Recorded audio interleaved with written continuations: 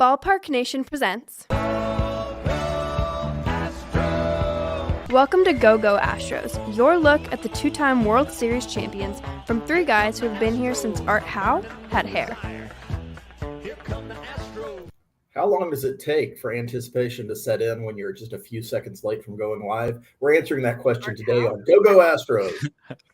On a day where Goodbye Yellow Brick Road is trending on Twitter for some reason, not Elton John's death, thankfully. Let's say, is Elton John dead? Because we need to stop the show. He is not, but the Astros did say goodbye to Florida yesterday with a fairly impressive win against whatever random collection of AA players they were playing against. Actually, no, I'm going to correct you on that. They had Arenado in this lineup. They had Goldschmidt. They had their game day lineup in yesterday. I thought the same thing until I was like, whoa.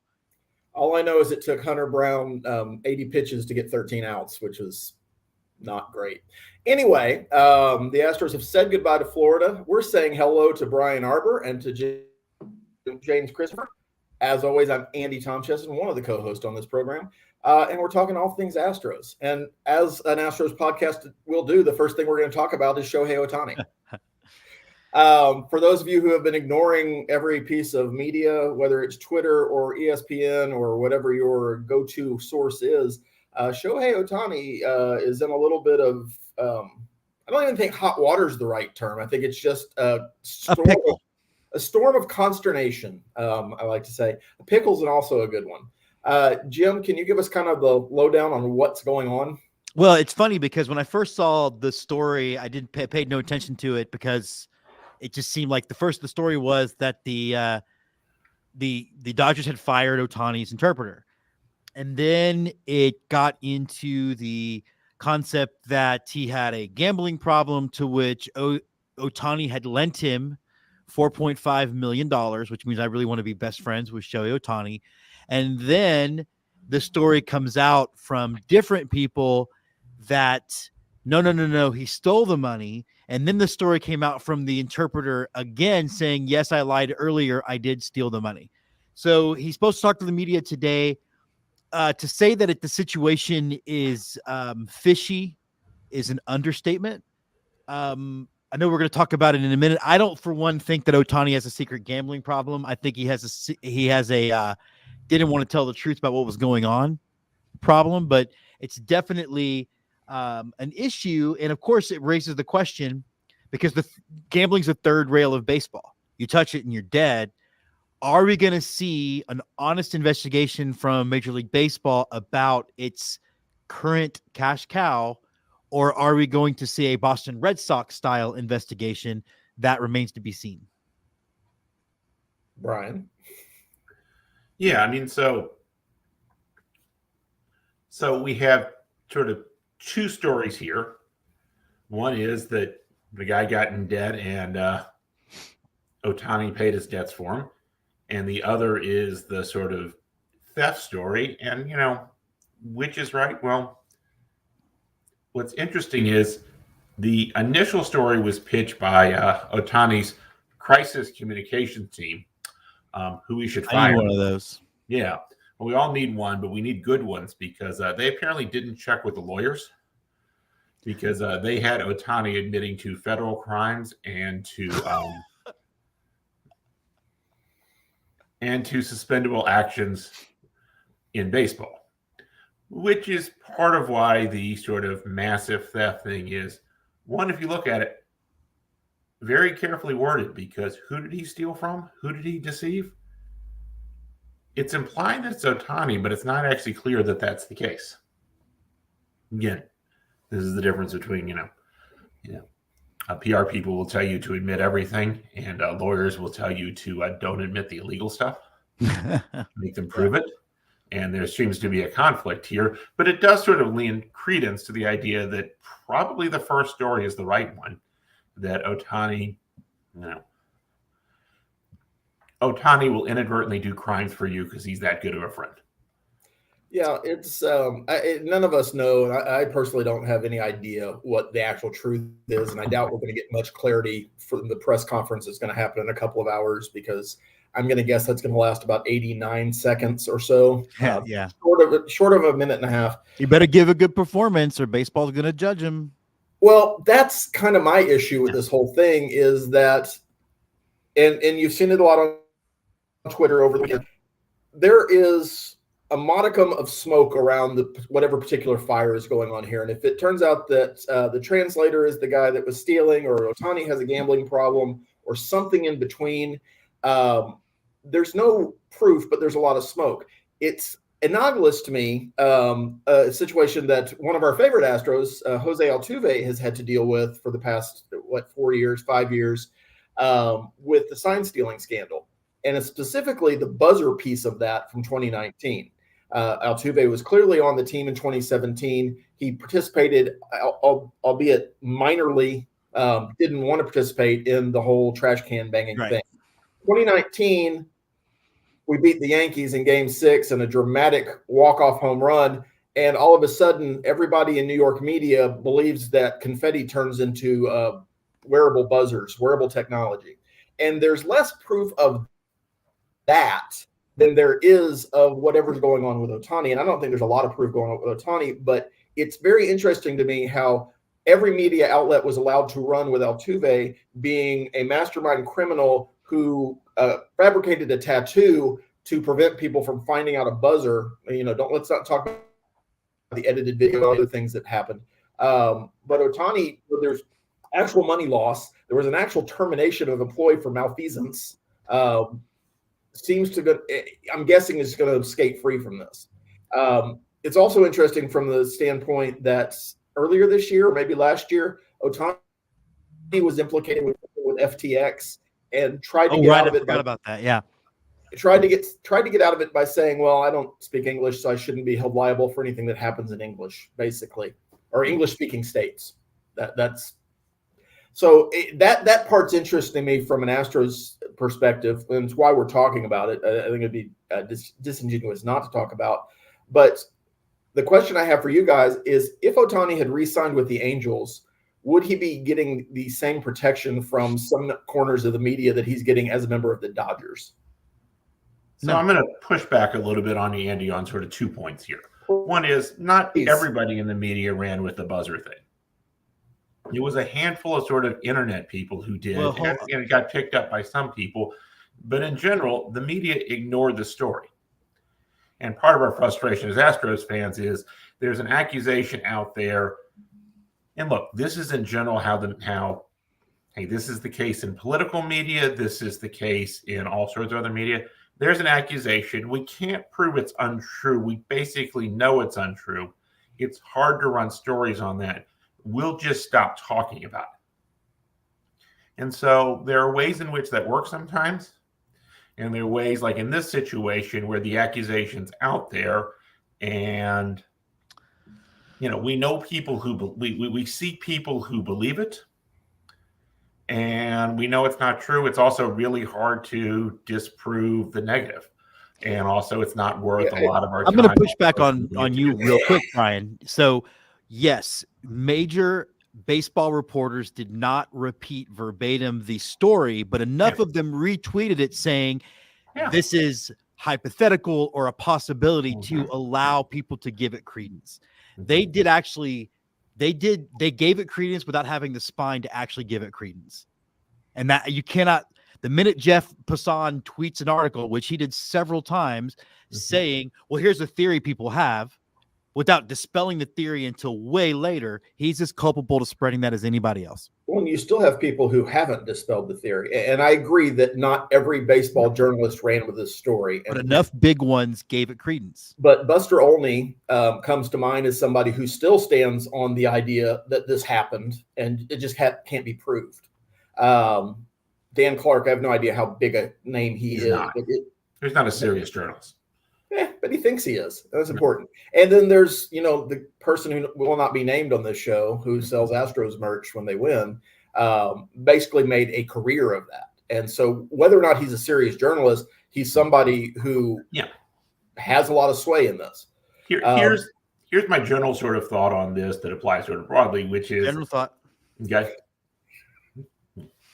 Promoted from Colonel Thought.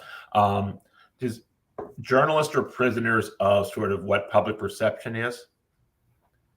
and public perception winning against the Astros, so they're a little more free to be negative against the Astros. Well, and but this is whether that is the case, it's not what journalists are supposed to do. And until we start to demand the best, I'm not going to give them a pass because that's the situation. No. I mean, because but the flaws of journalism generally, okay, this is the last day of my media and politics class here, but the flaws of journalism generally are the flaws of us as humans, including we're more likely to believe scandal. We're more likely to believe conspiracy, and it's harder to disprove it. This is the Kate Middleton story this week, right? Well, I think the issue with journalists isn't that they are necessarily flawed by the same things. I think that journalism has changed to the point that there was no it's John easy for them to get clicks ago. or make money if they steer into intentionally what the public already thinks. Yeah. It doesn't make them any less lacking in integrity.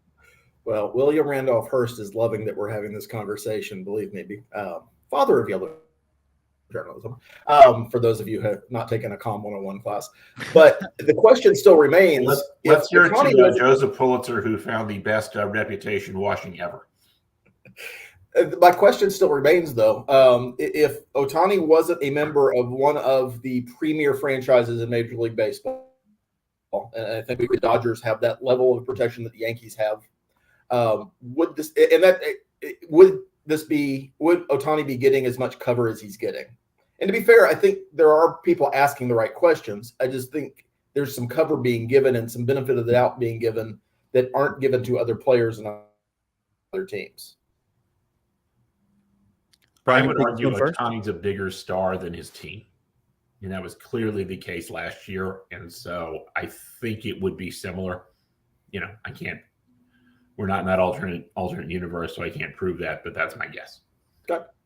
I would agree with Brian in this particular case. I think most other players, I think would fall into your you're saying, your hypothesis. But I do think that Ohtani, being the international star that he is, that baseball really hasn't had like ever, I think would he be getting some of the same degrees of protection that he's getting.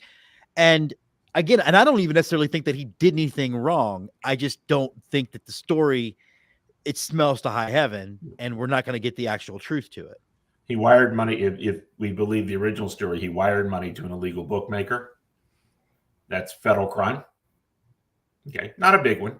Okay. He's not the person at the top here, right? But do that. And it's also against baseball rules from associating with a bookmaker. So it's understandable, right? This is if we believe the Ohtani story, and you don't have to, and the evidence for any of these stories is really small right now. Though oddly more because they were trying to tell the truth initially, I think. Well, don't they have the wire transfer with his name on it to the book? Now, it could have been his financial advisor that did it. I mean, there's definitely. And it could have been the interpreter had access to Ohtani's accounts and did it, but it takes a lot of wire. This is not a Venmo transaction. Banks just don't send $4.5 million and say, "Oh, sure, there's no reason to worry that this is money laundering." Let me ask you a question, guys. Like one of the things that one of the things that this story has covered a lot has been the language barrier. Ohtani has claimed to not understand half of what's happening. Even he doesn't understand sports, apparently, is one of the things that his teammates have said. How much of this, though, there's also a cultural barrier in the sense that in Japan, like honor to your employer is a big deal. How much of this is the interpreter changing his story to sort of make sure that Ohtani gets cover from the situation? Any one of you can dive in on that. Yeah, I don't know. Yeah, I think that's where we both are. I mean, we don't know. I think there is a cultural barrier, and there's certainly differences between how a Japanese citizen reacts to an employer-employee situation and that relationship. And evidently, the translator and Ohtani were friends far before there was a translator relationship or an employee-employer relationship. So it's hard to say where those lines start getting blurred. I think that's why Ohtani was willing to do whatever he needed to do to cover his employees' losses or go along with whatever his employee said. But it kind of, it's all speculation. And possibly the bookmaker was willing to loan him more money than he, several times his income. Right. And like, again, there's a lot there. There's a lot of there. We just don't know how there it really is. I will say that, again, I don't think that Ohtani is the ninth member of 8 men out. I don't think that, and I don't think it's good for baseball that he is, but I also don't think it's good for baseball to see another investigation clearly get swept under the rug. And honestly, the Astros dominate Ohtani when he plays them, and I really want that advantage in the World Series to make sure we get another automatic out. That is a hell of a transition, James. This is an Astros podcast, and so we should be talking about the Astros. They broke camp yesterday. They've got 2 exhibition games this week. I hope they fix it. Ha, ha, ha, ha. Florida's been broken far before they left and far after they arrived. They hit up the Waffle House on the way out, probably. Which one? There's 312 Waffle Houses in Florida, sir. Now I'm now reminded of the Tin Cup, and they were arguing about which small town Waffle House they were in, whether it was. Sorry, I grew up in Midland. I know the Waffle House in Midland. The Astros did break camp yesterday. They had talked about earlier last week about having the roster settled by the time Sunday arrived. That didn't quite happen, although Joey Loperfido, there were a few people who were told they were not going to be making the roster, none of them which were a particular shock. I think Shea Whitcomb, Pedro Leon, Joe Cannell, CJ Stubbs were all sent down to AAA. But Loperfido was the one who had the best chance, even though it was a pretty outside chance of making the roster. So the position players are down to 3 guys competing for 2 spots in Greg Kessinger, John Singleton, and Corey Julks.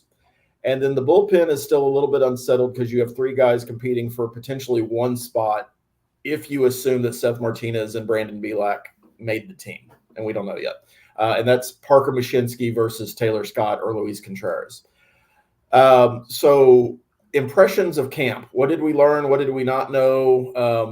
Are we expecting any surprises when the final roster is announced before Thursday's game?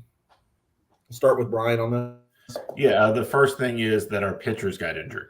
I mean, the thing we want from spring training is not to suffer any injuries. Justin Verlander has thrown live batting practice once and will be delayed to the start of the season. And Jose Urquidy hurt his elbow, and it's not torn, we think. So those are the really sort of big stories, is that, the rotation is in worse shape today than we thought 6 weeks ago. And hopefully that's all just temporary stuff. And of course, you're not going to get away with just 5 starters throughout the season. But that's, I think, been the biggest story. As far as for the position players, I think the delay is because Greg Kessinger hurt his hamstring. Yeah. And so the question is, will he be ready on opening day? And they'd like more time to make that decision. I think if he's healthy, he makes it, and Singleton makes it, and Julks will be sent back down. But if they need to put Kessinger on the IL, they will have Julks on the roster, it looks like.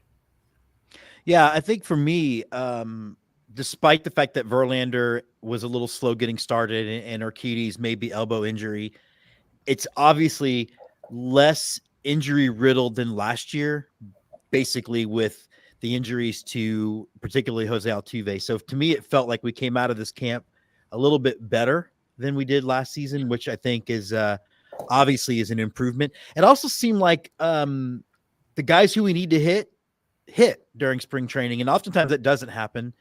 And I think the pitching for the most part looked good. So to me, I feel like you can look at some of the teams the Astros are playing, particularly in the first 6 series, and the Astros have come out ahead of those teams as far as health and getting it together. I mean, look, I've got a lot of good friends of mine who are Yankee fans, and between injuries and the whole playing the Mexican team yesterday, it's not been a good couple of weeks for them. So I'll take it. I do agree that with Brian, I think Greg Kessinger is probably going to be on the the IL when it starts. So probably Julks and Singleton. That doesn't blow my skirt up. I think Singleton is who he is, and I think the only reason why he's hanging around is because he's out of options. I would much rather see somebody like Loperfido get a shot because he did hit so well in spring training, and I understand the logic of sending him to AAA so he can keep getting at bats, but to me, I just think we know what we're going to get out of Singleton. You know what you're going to get out of Corey Julks, and that's not a lot. And I'd rather at least roll the dice on an unknown quantity that maybe could give you more. Well, yeah. I'll say this about Loperfido. He hit well at AA last year, but he did not hit well when he got promoted to AAA. And if you look at his projections for this year, so, is he the Justin Durden that he had his best month of the season in spring training? Or is this a real sort of level up that he improved in the off season? And so, hey, they'll get more information on that question. They also wanted to play more first base. So I think Joey Loperfido's in their plans this season, just not in their plans for opening day. Yeah, I mean, everything being equal, I'd rather have Loperfido on the roster than Greg Kessinger. Greg Kessinger, to me, is this year's David Hensley, and every year there's one of these guys that had a nice end of the previous season, comes to spring training, and you're excited about them, and then you don't hear about them again, or they don't perform well in major leagues because it's tough to perform in the major leagues. I think with Loperfido, to Brian's point, exactly what he said, he needs to get everyday at-bats. He's going to get those in Sugarland. He's going to have inflated offensive numbers because you get those in the PCL, and everybody's going to be way too excited about him when he comes up. But I think he's got a higher ceiling than most of the guys that I just mentioned. Singleton is who he is. He can play a competent first base, so that's why he's on the team. I still believe this franchise wanted Trey Cabbage to show them something in spring training that would give them a reason to put him on the roster instead of Singleton. Sorry, Lindsay. We're good, but it's just Singleton is who he is, and he's not going to necessarily improve from this spot. Having said that, he can spell Abreu. Yeah, Singleton gives you really good at bats. He's going to strike out a lot, but he's going to take a lot of pitches. He's drew that walk in Game 5 of the ALCS. Yeah, but this is the David Hensley core. It's the same thing for me. David Hensley took walks, and that's great, and he's got a good eye, and Singleton's got a good eye, and he doesn't get hits. Yeah. I mean, ultimately, at the end of the day, he's not on base enough to justify a roster spot, and I think we're right. The only reason he's on the roster is because he has no options left, and they're just hoping he catches fire. I just don't think at 31 or 32 years old you catch fire. No. I mean, I don't remember how old she was in the movie, but in Catching Fire, she was younger. Having said that, there's somebody in baseball every year that has that season that comes out of nowhere. Maybe it'll be John Singleton this year, and good for the Astros if that happens. I'm really hoping it's Jose Abreu because, yeah, and I mean, I'm just gonna to me, I'm gonna look at I'm not worried about Javier this year because he was really good in the playoffs. And I'm not worried about Abreu because he was really good after the IL. And until they prove otherwise, I'm going to have confidence in those players. And it looks like a really long lineup. I know I got a message earlier from Craig Harmon about, do we think the Yadier Diaz trade is going to go down in history as one of the most lopsided trades in Astros history, like a Bagwell or Jordan? And I just don't know that we can tell that for a long time. In fact, Yadier didn't have a great spring, so we're going to see what it's like to have the pressure of now you're the starting catcher. Well, before Brian gets into that, I would like to add that nothing that happens in spring training actually is real. So no, I understand, but it's the only thing we can go off of, and I'm supposed right, to. But I like to just throw that out there. But I agree with you. I'm supposed to answer the question: is it the big a ripoff? Hitting 230 in spring isn't going to tell me yes. Yeah, I mean, the trade worked out in the Astros' favor just because you get Diaz and you got Phil Maton, whose name I still can't say, even though he's not in this. You just said it right. That's the first time. I have no idea. It's like the word school. After a while, you just keep looking at it. It doesn't look right anymore. I just can't.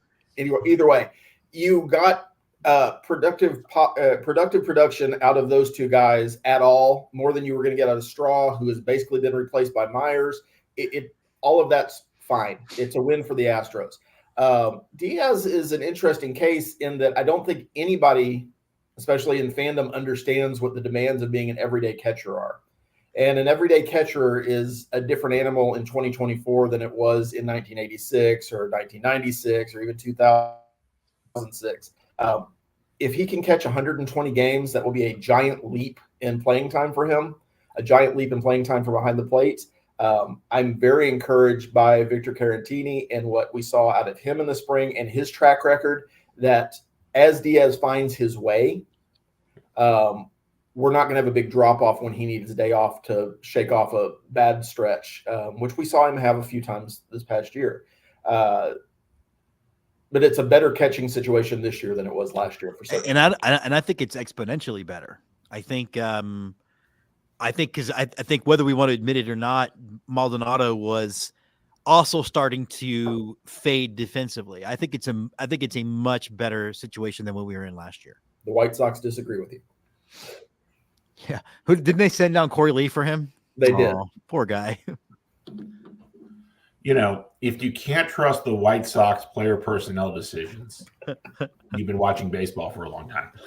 Yeah. I guess the other area that we need to talk about is middle relief, because none of the candidates that we're going to open camp with, whoever ends up being the guy that takes the final roster spot, have exactly wowed in spring training. Some people had better performances. Some people had worse performances. And again, we have no idea what a particular pitcher is working on in a given day. And when you're told to go just throw sliders today, sure, you don't really care about getting outs. Jim, we'll start with you. Is there light at the end of the tunnel? How do we get through a group of starters who probably for the first several weeks aren't going to be going much more than 5 innings to get to that 7th inning with Abreu? I guess I'm just not overly concerned about that, because again, you're only asking to cover on days that the bullpen of death pitches, you're asking to really cover 1 or 2 innings. I think that you have guys that can do that. I also think that knowing that like Bielak or Seth Martinez might be spot starting actually only helps the middle relief section, as we've lost our host apparently. Brian, what do we do? Keep going. He's gone. So he must not have liked my answer, I guess. Oh, he's back, everybody. Woo! I was worried. I don't know what we were supposed to do with The Mariners found out I was in town and cut my internet. Cut your internet. No, I guess I'm just not overly concerned. I think that the available choices have talent. It's funny because there was a big like meltdown, and we returned to the Crane is cheap responses when they didn't sign Lorenzen to a $4.3 million deal. And I made the argument of if you go look at Lorenzen's numbers, I don't know that any of the guy on the roster can't repeat those for a much smaller salary. Like I think his ERA was 4.5. So I feel I'm just not overly concerned about what this middle relief is going to look like, particularly because I do think that the back end is so much better. And I do believe that the offense will start off hotter and be better. So I think that there's just a little bit more leeway here and there. And I do think that if Fromber can hold it together, he's the linchpin to all of this. Now, if Fromber falls off the face of the earth, then there's a lot of problems. Yeah, what we saw last year, right, is that I wrote about the depth of the rotation this weekend, and what premise behind it is like there's a lot of like discussion of the depth last year, but the depth was fine. The big problem with the pitching staff last year is the top guys regressed, particularly Fromber and Javier. So if they get back to their 2022 form, hey, this team is in so much better shape, like they were in 2022. And so that's a bigger question because they occupy so many more innings and are in a much sort of critical place here. Middle relief is middle relief, and part of what I think will happen is they will sort through options until they find some people who work, and they've been willing to find people on other teams, and they may do that again if the current options don't work. They're also middle relief, so a lot of times they'll be pitching in games they're losing, in low leverage situations, and of course, we really trust them in the last 3 innings in high leverage situations. And it's an even year, and usually Rafael Montero pitches well in even years. So But that's the thing too, right? If I and again, I think we saw enough good at the end of the season from Montero and flashes that there's at least hope. And if he does go back to what he was doing in 2022, that bullpen just got longer and much more efficient. Well, one of the ways I think that we're going to see improvement from the Astros is the man in the main seat in the dugout, and that's Joe Espada. Dusty had a way with relief pitchers, and one of the reasons he won in 2022 is because we took away all his bad options from a bullpen perspective. So he didn't really have bad choices to make. Last year, it was more of a struggle because some of those guys just weren't good choices. But Dusty tended to compound that over the course of his career by putting them in weird situations and using them sporadically or not at all. And then I'm going to use you every 10 days. And it just, I think it's hard for guys outside of Brian Presley to know what their role was. Brian Abreu is also one of those guys who knew what his role was. There's a lot of other guys that I don't know if I'm going to throw this week at all. And we saw that, especially in 21, but a little bit more in 23 than we saw in 22. I think Joe Espada is going to listen to his pitching coaches a little bit more, going to be a little bit more hands-on with the bullpen and use them in more traditional ways. And I think he said as much when he declared Josh Hader is going to be the closer because guys need to know their roles, or at least Josh Hader needs to know his role. So I think we're going to see some incremental improvement just from the handling of a bullpen compared to what we've seen over the last couple of years.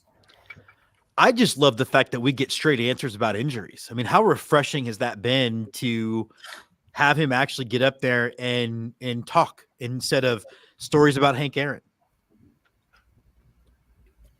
Who doesn't want to know about Studio 54 and Hank Aaron and Chili Beans and Miles Davis and any other non sequitur that got interjected rather than actually answering a question? Yeah, it'll be interesting to me when the pressure gets turned on, because at some point the Astros will have a losing streak or be underperforming. And is Espada as candid in those moments as he is right now when it's pretty loosey-goosey? We'll see. I assume he will be, but, you do tend to do what you learn from the people you work for. Habits get formed that way sometimes. So we'll see how the differences shake out over the course of a season. Speaking of season, it is that time. We've got 2 more exhibition games against the guys we've seen in camp all week. We'll get to see Greg Kessinger play. Real quick, want to go around and get some season predictions from you guys and see how you think the Astros finish up. And then we'll call you out in October when it's not right. Okay, I believe the Astros are going to the World Series again. I actually think they will beat the Braves in 7. To help with that, they will not have home field advantage. So there you go. I think that Yordan Alvarez has a real shot at the AL MVP. And I believe Tucker gets an extension and Bregman does not. That's my piece. All right. I will argue that the Rangers will actually fall off this year. That is that's my prediction on them. How funny is that going to be, you guys? They peaked last year and they'll win 85 wins. And actually, the Mariners will actually finish second in the AL West. They'll exceed their 90 wins from 2 years ago. But fortunately for us, the Astros will win 98. And I believe the only player who will get an extension is Fromber. And Andy and I just went, wah, wah. Yeah. Hey, we didn't see the McCullers extension coming, and I guess we were right about that. He got a contract extension, or he's going to do his hair again? Yeah, which one? Both potentially. I'm not your guy for hair analysis on anything. So I'm in the Joe Espada's got the best haircut on the team as far as I can tell. We need more Brian McCann's. Build some trust. And Brian McCann's and Evan Gaddis has built some trust with people here. My wacky prediction: Joe Ryan of the Twins wins the American League Cy Young Award. All righty. Similar to Brian, I think the AL West finishes Astros, Mariners, Rangers. I think it's a little bit closer than Brian might be implicating, but I'm about 96 wins for the Astros right now. I think Fromber does not rebound from last year, and it's a struggle every time he's on the mound. I think Christian Javier does.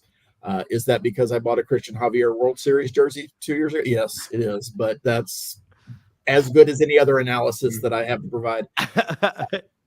I think Bregman gets extended and Tucker is made to wait it out. I think that's the Bregman saying that he's willing to let Boris negotiate in the middle of the season is a sign that I would like to pretend is a real thing.